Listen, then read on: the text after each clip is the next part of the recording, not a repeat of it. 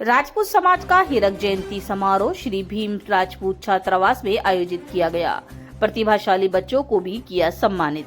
कोटा शहर में रविवार दोपहर श्री भीम राजपूत छात्रावास पर हीरक जयंती समारोह आयोजित हुआ। समारोह में समाज के प्रतिभाशाली बच्चों एवं उच्च पदों पर कार्यरत अधिकारियों को सम्मानित किया।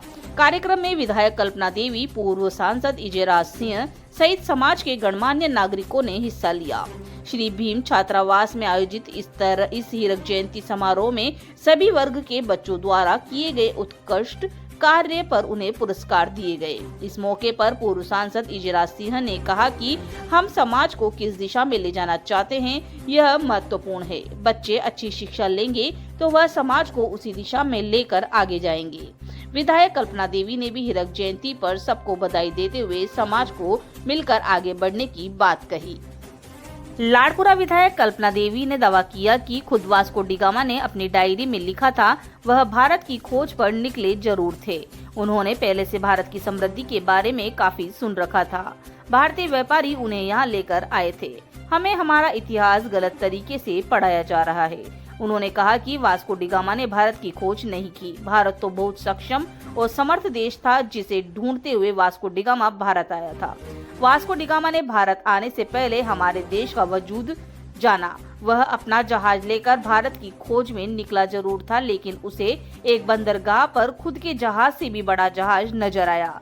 तब उसने पूछा कि यह जहाज किसका है, तो उसे मालूम पता चला कि यह एक भारतीय व्यापारी का जहाज है।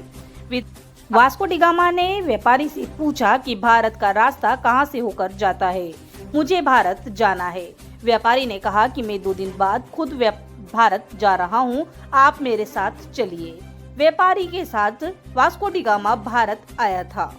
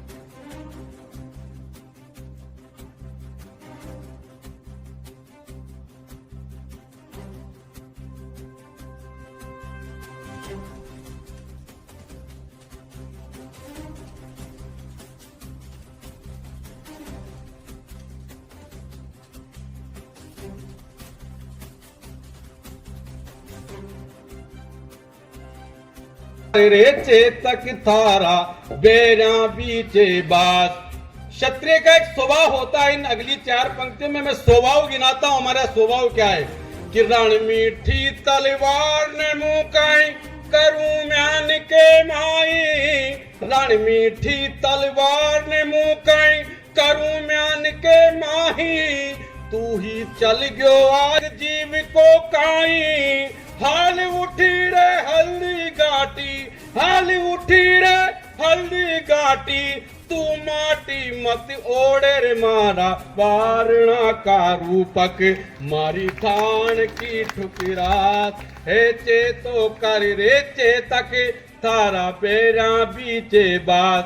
सभी सरदार जनाना सरदार, आप सभी के ताई मारो राम राम, नमस्कार, जय गोवर्धन नाथ जी की। अति संख्या में आप सब इस कार्यक्रम में पधार्या जो, और भीम छात्रावास को आज हीरक जयंती समारोह है। और जैसा के पूर्व वक्ता ने आपके सामने पूरी बात रखी है, इनकी स्थापना 1949 में हुई। और इको मकसद यही छो कि अपना समाज का जो छात्र पढ़ाई करवा, तो यही ध्यान में आओ बात कि अपना राजपूत क्षत्रिय समाज पहली अपना जो पूर्वज छा वह के ताई लोग बहुत महान माने छा, रणभूमि में शूरवीरता वहां की काबिलियत। पर आज का जमाना में कई बातें है जो आपने याद रखनी चाहिए। पूर्व में सफलता का रणभूमि में सफलता का हथियार शस्त्र, तलवार, धनुष, बाण, तीर ये सब हो जा। पर आज का जमाना में अगर अपन सफल हो चाहो तो आज का अस्त्र शस्त्र कलम या आज का कह सको जो कंप्यूटर, तकनीकी जानकारी, भाषा की ज्ञान, अन्य बातें आप में जोड़ सको है तो इतिहास जानना बहुत जरूरी है। बिना उसके हमारा फाउंडेशन ही कमजोर होगा। एक छोटा सा एग्जांपल देना चाहती हूँ कि हमें सिखाया गया था कि भारत की खोज किसने करी और हमें बताया जाता है वास्को डा गामा ने। बिल्कुल असत्य। भारत वास्को डा गामा के पहले था और बहुत ही एग्जाम्पल जो आप अगर वास्को डा गामा की डायरी खुद उनके लिखे हुए शब्द अगर आप पढ़ेंगे तो आपको पता चलेगा कि वास्को डा गामा ने कोई भारत नहीं खोजा है। वो भारत की खोज में निकले जरूर थे क्योंकि उन्होंने भारत के बारे में बहुत सुना था। हाँ, वो एक व्यापार करते थे, वो उनके पास एक बहुत बड़ी नाव थी और वो अलग अलग पोर्ट्स में जाके चीजें बेचते थे, खरीदते थे। इसलिए स्थापित किया गया ताकि क्षेत्र के समाज के छात्रों को एक जगह मिले जहां वो रहकर पढ़ाई कर सके। तो एक संदेश भी है कि उस समय कोटा में, उसके पहले भी हमेशा शिक्षा का एक एमरेंस रहा है, एक उस पर ध्यान रहा है। और कहीं ना कहीं ये जो ध्यान कई सालों से पहले कोटा में रहा है शिक्षा का, यही वजह बनी आगे भी कि कोटा एक शिक्षा नगरी बनी। और इसी सोच में, इसी अटेंशन के साथ आगे भी समाज चले, ये एक मैसेज है। अपनी संस्कृति विरासत को याद रखने की बात कही गई है। देखिए, अपनी संस्कृति विरासत अपने आप में अहम है क्योंकि यही एक अपनी पहचान होती है। इसके पीछे कुछ महत्व होता है जिसके अगर हम समझें तो कई सीखें हमें मिलती हैं और इतिहास से बहुत कुछ सीखा जाता है, प्रोत्साहन मिलता है, पुरानी गलतियां हम समझते हैं। तो ये चीज़ें बहुत महत्वपूर्ण है, जितना हम इनके बारे में बात करें वो कम है। आज की जो स्थिति है समाज की जो चर्चा हो रही है, बदलाव लाने की समाज में देखिए, समाज में कई प्रकार के बदलाव हैं और बदलाव बेहतरी करने के लिए जो ठीक है, पर जो अच्छी चीज है उसे अपन बोले नहीं, आंख बंद करके वेस्टर्न वर्ल्ड को कॉपी नहीं करें, ये हमारे मन में रहनी चाहिए।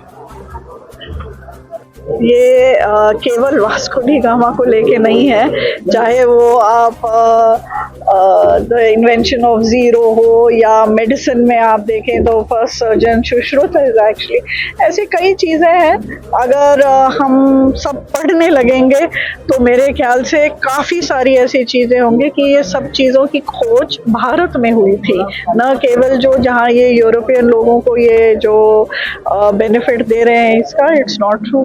भारत हर क्षेत्र में, विज्ञान हो, चिकित्सा हो, शिक्षा हो, अगर आप आज के अभी भी हम बावड़ियों को देखते हैं या जो गढ़ बने हैं या किले बने हैं, उनके जो इंजीनियरिंग है, जो आर्किटेक्चर है, वो बिना ज्ञान विज्ञान के और नॉलेज के तो इतने भव्य मंदिर महल नहीं बन पाते।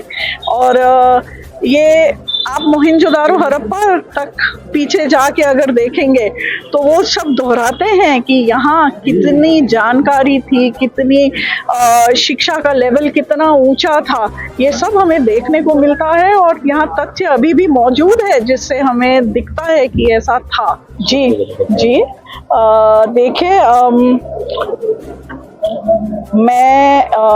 मेरे दो रिस्पॉन्सिबिलिटीज़ हैं।